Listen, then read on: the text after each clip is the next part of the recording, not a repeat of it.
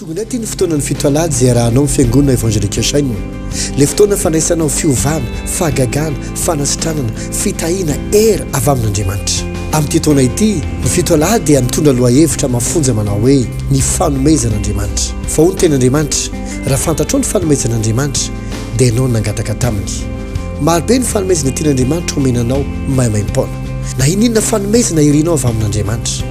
ity ny fotoana andraisanao an'izany tongava retsy amin'ny fiangonana saina eo amin'ny sinema raix sy ny ritsy isan-kalahady ny fotoana dia amin'ny enora amin'ny fito sasany amin'ny sivy amin'ny folo ora sasany ny atoandro dia amin'ny roa ambin'ny folo sasany sy amin'ny ray sasany ary ny hariva amin'ny roa ora sy sasany ny fiangonana saina eny Tanjombato kosa indray dia amin'ny enina sasany amin'ny valo sasany sy amin'ny folo sasany ny atoandro amin'ny ray sasany ary ny hariva amin'ny roa ora sasany azo antoka tanteraka ny fiovan'ny fiainanao ity ny fotoana andraisanao ny fanomezan'andriamanitra tsy mitory tsy misy pirovo zahay tsy afaka ny tsy hiova ny fiainanao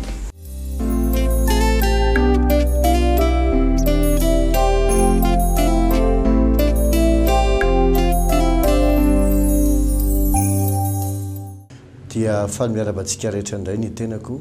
Bishop Patrick Andrianarivo avy amin'ny fiangonana evangelika saina ao anatin'izao fandarana izao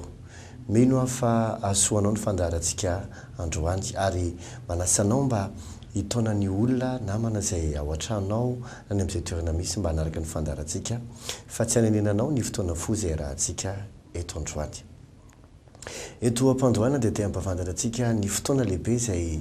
iarahantsika amin'ny fiangonana saina misy zavatra anankiefatra lehibe reto tiako mpahafantarina anao ny voalohany dia ny fotoana izay antsoina hoe fito alahady ny fotoanan'ny fito alahady dia fotoam-bavaka mandritra ny alahady anankifito izay efa nanomboka tamin'ny 18 septembre lasa teo ary tsy hifana raha tsy amin'ny 30 octobre izao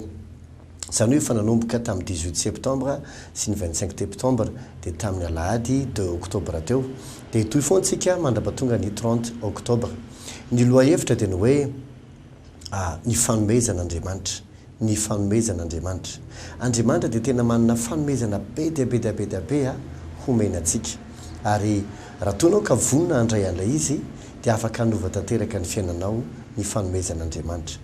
izay ny filazana voalohany filazana faharoa tiako mpahafantarina antsika dia mampianatra koa amin'izao fotoana izao ny hoe miaina amin'ny surnaturel isan-kariva izy io rehefa talata alarobia kamisy amin'ny 5 ora sasany dia mampianatra fotsiny momba an'izay ahoana mariny ty atao hoe miaina amin'ny surnaturel ity miaina amin'ilay fiainana ara-panahy miaina amin'ilay fiainana ao amin'andriamanitra tahaka ny ahoana ilay izy mafonja dia mafonja ny zavatra resahana ary tena azo pratikena ary tana fiovana goavana itsy amin'ny raikisa ny resahako an'izany misy koa ny Tanjombato rehefa talata larobia sy ny zoma talata sy ny zoma dia amin'ny 12 sasany ny larobia amin'ny 2 ora sy sasany ampianarana mikasika ny hoe miaina amin'ny surnaturel io izay ny filazana anankiroa lehibe ny filazana anankiroa lehibe farany dia amin'ny 29 octobre sy ny 30 octobre no famarana ny fito alahady etsy amin'ny Palais des Sports Mahamasina ny 29 octobre dia fotoana natokana fotsiny ho an'ny vehivavy ho an'ny vehivavy ka manasinareo vehivavy rehetra ho avy amin'ny 29 octobre ho avy zao etsy amin'ny Palais des Sports Mahamasina misy fidirana anankiroa izy io asabotsy ny andro asabotsy 29 octobre amin'ny 1 ka hatramin'ny 3 dia misy nay amin'ny 3 ka hatramin'ny 5 ny amin'ny 1 ka hatramin'ny 3 ora dia hoe hampody ianao avy amin'ny fahababoan'Andriamanitra afonja dia afonja ny zavatra ho resahana aminao ary tena hita fiovana lehibe ianao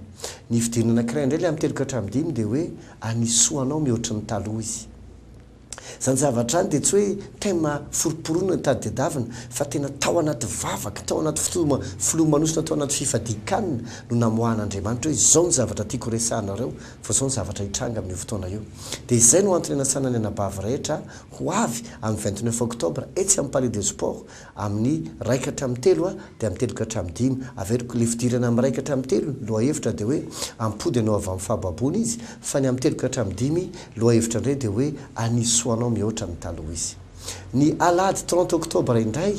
dia famarana ny fito alahady izay resana hoe fanomezan'Andriamanitra fa ny zavatra ho resantsika amin'io alahady 30 octobre io dia hoe diloilo vaovao isan'ny fanomezan'Andriamanitra ny ositra ary amin'io fotoana io dia misy ny antsoina hoe diloilo vaovao baiboly dia milaza hoe manositra deloilo vaovao lohantsika isamaraina izy ka amin'ny 30 oktobra io dia mandraparivon'ny andro misy dirana anankitelo maraina dia ndray ariva amin'ny ena sasany maraina dia amin'ny valo sasany sy amin'ny folo sasany ny ariva dia amin'ny rora sasany tolakandro fotoana tena goavana dia goavana io fotoana anaovan'andriamanitra zavatra lehibe eo amin'ny fiainanao manasanao ho avy alamino ny programanao fa iositra deloilo vaovao ianao dia ho hitanao zany hoe hameno kapokanao andriamanitra amin'ny fahasoavana amin'ny famindram-po amin'ny zavatsy maro zay tsy takatry ny sainao hitranga amin'ny fiainanao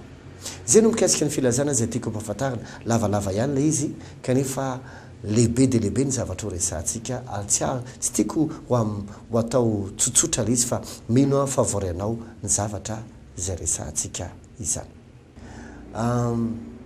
ny antony ty fotoana fito alady ty zay efa nyteneniko anao teo aloha teo moa dia misy antony lehibe dia lehibe na tonga reny anao le fotoam-bavaka io fa maninona no fito alady le izy ary maninona no volana septambra sy oktobra no anaovana azy ao anaty baiboly dia misy fotoana anankitelo lehibe hionan'andriamanitra amin'ny olombelona zay mbola hionan'andriamanitra hatramin'izao ny voalohany amin'ireo fotoana anankitelo lehibe reo dia ny fotoana ny paska ny fotoana faharoa hionan'andriamanitra amin'ny olona dia ny fotoana ny pentekosta ary ny fotoana fahatelo dia ny fotoana ny tabernakely ny tiako resahana anao dia eto ny ty fotoana ny fito alady ty dia tafalatsaka tanteraka tafiditra tanteraka ao anatin'le vanim-potoana le fotoana anaovan'andriamanitra zavatra dia ny fotoana ny tabernakely tsy mitovy ny calendrier ao anaty baiboly sy ny calendrier ampiasaintsika izao kanefa tsy midiky zany fa hoe le ampiasaintsika izao zany dia io zany ny calendrier an'andriamanitra non mila fantatsika hoe ohatrin'izay hoana aloha anaty baiboly mba afatsika mahita hoe aiza ho aiza ny fotoana misy atsika moa zany le izy zao ao amin'ny baiboly dia manina tombaovao anankiroa ny vahoaka an'andriamanitra ny tombaovao voalohany dia ny paska ny tombaovao ny faharoa dia amin'ny fotoana ny volana fahafito ny fotoana ny tabernakely izany io le fotoana ny tabernakely io dia amin'ny volana fahafito misy ny antsoina hoe volana fahaenina zay antsoina hoe elol zay ny fiantson'le volana ny tsika moa zany misy hoe janvier février mars avril fa ao anaty baiboly le volana fahaenina indray ny tsika volana fahaenina dia volana jolay fa anaty baiboly ny volana fahaenina ny anarany dia hoe elol ary ny volana fahafito dia antsoina hoe tishri zay no anarany ny tsika volana fahafito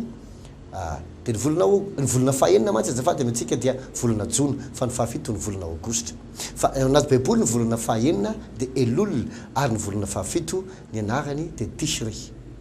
amin'ny volana fahafito io dia misy taona zay itsofana ny tropetra zay antsoina hoe rosha shana vitsy zay dia misy ne le vanim-potoana le fotoana anankiray antsoina hoe yom kippur indray dia le antsoina hoe andro fanavotana be le grand jour de pardon zay ny fiantso azy dia vitsy zay afaka folo andro io zany ao arina le fitsofana tropetra zany hoe amin'ny 12 oktobra raha amin'ny calendrier atsika anjereny rehefa ndray zay dia misy amin'izay rehefa avy eo le vanim-potoana amin'izay ny fitoerana trano ratsakazo zay manomboka amin'ny 17 oktobra mpandraba tonga ny 23-24 oktobra eo le vanim-potoana le tena vrai tabernakely le fitoerana trano ratsakazo zay hanaovan'andriamanitra amin'izay zavatra tsara ho an'ny vahoakany raha tsorina zany dia zao raha mifijery ao anaty baiboly dia zao 12 oktobra zany amin'ny herinandro ambony dia eo le grand jour de pardon ity herinandro ity zany ao anaty baiboly dia herinandro tokony hifadiana hanina iomanana zany akory tsy midika hoe aloha tsara jesosy ilay mpisorona be ho atsika zay efa nifona ho atsika nanao fanavotana be fa ny tiako atongavana eo raha miresaka fivadikanina dia satria hiditra ao anatina vanim-potoana vaovao ianao ilaina lasana bavy ny fanavaozana ny fiainam-panahy rafraîchissement spirituel mba hidiranao anatina vanim-potoana vaovao amin'ny fiainanao tika zao ohatra rehefa tonga ny tombaovao dia miarahaba ny olona isika manome fanomezana isika dia mandinika ny fiainantsika isika dia maloha planina vaovao ny amin'ny taona isika exacta tahak'izay ty herinandro ty raha tsorina dia herinandro tokony hifadianao hanina hivavahanao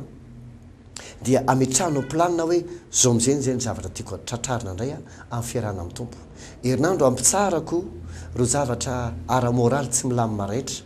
reo zavatra fitondratena tsy milamina rehetra. Ny fifandraisako amin'ny tompo mila anesorako ny zavatra tsy izy rehetra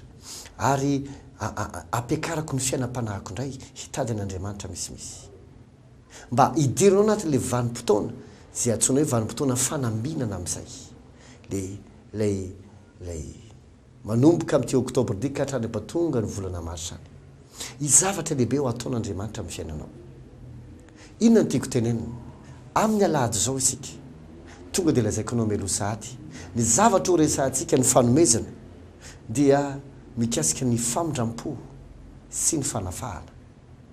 Ao amin'ny boky ny Joba 10:12 dia izao no lazainy: aina sy famindram-po no nomenao aho, ary ny fiahinao no ny aro ny aiko. Aina sy famindram-po no nomenao aho. Zany hoe misy fanomezan'Andriamanitra ngezabe eto izay antsoina hoe aina sy famindram-po. Andriamanitra amin'ny fotoana mamindra fo aminao, misy zavatra betabe hoentiny izay. Ny alahady maraintsika dia resaka mikasika n'io fanomezana io, ny aina sy famindram-po zay nomenao aho izy. Dia jerevina raha Joba ny jerevantsika, nomen'Andriamanitra aina sy famindram-po Joba, dia jerevo ny na dia fa rava tanteraka aza ny fiainany, dia jerevo ny fomba ny arena ny fiainany. Fa amin'ny fotoan'Andriamanitra misafidy amindra fo aminao, tahaka le vehivavy tratratanina ny jangajanga, dia jerevo ny depara vaovao nananany. Amin'ny fotoan'Andriamanitra mamindra fo aminao, tahaka le boka zay niteny tamin'i Jesosy hoe ry Jesosy zanaky Davida mamindra fo amiko, dia jerevo fa nadio teny hoe no hoditra. Dia inona ny zavatra nitranga tamin'ny fiainany? Tamin'ny fotoan'Andriamanitra namindra fo tamin'ny Bartomeo jamba, satria koa izy hoe mamindra fo amiko, dia izy atsoy makatezy. Amin'ny fotoana tonga ny famindram-po amin'ny fiainanao, raisinao ny fanomezan'Andriamanitra, misy tantara be da be mihoatry ny azo sainina afaka mitranga amin'ny fiainanao. Dia resakitsika araka ny teneniko teo hoe ny fanomezan'Andriamanitra dia famindram-po, aina sy famindram-po amin'ny alahady zao. Ary araka ny teneniko teo koa hoe ao anatin'le vanim-potoantsika zao sady tombaovao no anadiovantsika ny fiainantsika, no iomanantsika hiditra amin'ny vanim-potoana zay antsoina hoe vanim-potoana prosperité ao anaty baiboly. Satria rehefa vita le andro fanavotana be, vita le fotoana tranondratsakazo, dia tonga amin'izay ny antsoina hoe fanambinan'Andriamanitra. Satria zao voalaza amin'ny boky Salamo hoe Andriamanitra mamindra fo aminay dia ambino izahay. Have mercy on us and show prosperity unto us. Zay voalaza ny amin'ny teny anglisy. Tiako tenenanao zany dia zao, ny famindram-po sy ny fanambinana dia zavatra miara-mitranga rao. Amin'ny fotoana izy mamindra fo dia misy prosperité goavana hitranga. Zay ny antony resantsika ny fanomezana famindram-po amin'ny alahady zao. Fa ao aorianan'io izy fanambinana goavana hitranga amin'ny fiainanao. Izy fanambinana goavana hitranga amin'ny fiainanao. Tahaka ny Joba rehefa namindran'Andriamanitra fo izy dia nisy prosperité izay be lavitra noho izay nananany taloha. Raha toa ary izy ka voalaza fa mahery indrindra tamin'ny olona tany Etsinanana melohana ravan'ny fiainany. Dia ilay fisaran-tsaina zany hoe avy roeny indray no nitranga tao aoriana le famindram-po mahery indrindra noho izy. Na izy fa tsy niatsinanana fotsiny no azo ny komparena taminy hoe reto faritra tsinanany reto tsy maharesy any Joba. Dia ahoana zany raha niakatra avy roeny? Misy secret ao ambadika zany. Fo zay aina sy famindram-po no menao ahy. Manasanao ao avy amin'ny alahady zao. Tianao ahita ny aina sy famindram-po avy amin'Andriamanitra? Tianao ve ho diovina indray? Satria resakitsika ny aina sy ny famindram-po ary ny fanafaha, délivrance. Misy zavatra maro mila madio amin'izay, mila mikesaka amin'izay. Fotoana zao amin'izay iverena ny depara vaovao amin'ny fiainanao miaraka amin'Andriamanitra. Ialany no loto sy ny faratsiana sy ny fahavetavetana, ny fangatsiahana sy ny fahamainana sy ny jugement hafahafa rehetrarehetra. Fotoana amin'izay zao anekena hoe tsy mety attitude-ako ty, tsy mety fomba fisainako ty, tsy mety fomba fitondrantenako ty, tsy mety fomba nitantanako zavatra sy nanaovako zavatra ty, tsy mety zao fomba zao manapa-kevitra amin'izay anongana ho avy vaovao miaraka amin'Andriamanitra. Zavatra mila fanadiovana, mila délivrance, mila famindram-po ary mila deloelo vaovao. Tonga avary amin'ny alahady zao fa menao aina sy famindram-po izy fosy aina sy famindram-po no menao miaraka amin'ny fanafaha dia ho hitanao fa hiditra amin'ny vanim-potoana ny prosperité goavana ianao. Fa zay ny antony ty fito alahady ty noho ny amin'ny vanim-potoana tahaka izao. Matoky efa voarainao ny zavatra zay ny fampiresahako taminao androany. azadiny tongava mialady io hitanao fahitalavitra io ny fidirana amin'ny enina fito sasany amin'ny sivy amin'ny folo sasany ny ariva amin'ny roa ora sy sasany iny tanjombato amin'ny fiangonana sainina dia amin'ny ena sasany amin'ny valo sasany amin'ny folo sasany ny ariva amin'ny roa ora sy sasany raha mila fanafano tongava mila départ vaovao sy famindram-po tongava tiany fotoana nomezan'Andriamanitra anao a anjany zavatra izany azadiny eny amin'ny palais de sport amin'ny 29 sy ny 30 octobre ho avy zao ny 29 dia natao ho an'ny vehivavy fotsiny loha hevitra le miditra amin'ny raika hatramin'ny telo le sabotsy dia hoe ampody anao avy amin'ny fahababony izy ny amin'ny telo ka hatramin'ny dimy dia hoe anisoanao mihoatra ny taloha izy ny alahady tontolon'andro indray izay miditra amin'ny ena sasany sy amin'ny valo sasany ary amin'ny folo sasany ny ariva amin'ny roa sasany ao amin'ny palais de sport ny 30 octobre dia resantsika ny amin'ny hoe diloilo vaovao diloilo vaovao vanim-potoana ny fanambinana zao sy ovan'ny fiainanao amboary ny programmanao fa tsy afaka ny sy ovan'ny fiainanao zay ny fandarantsika androany manao velomanao ny tenako Bishop Patrick Andrinarivo avy amin'ny fiangonana sainina sy hoe mitoma fahasoavana veloma tompoko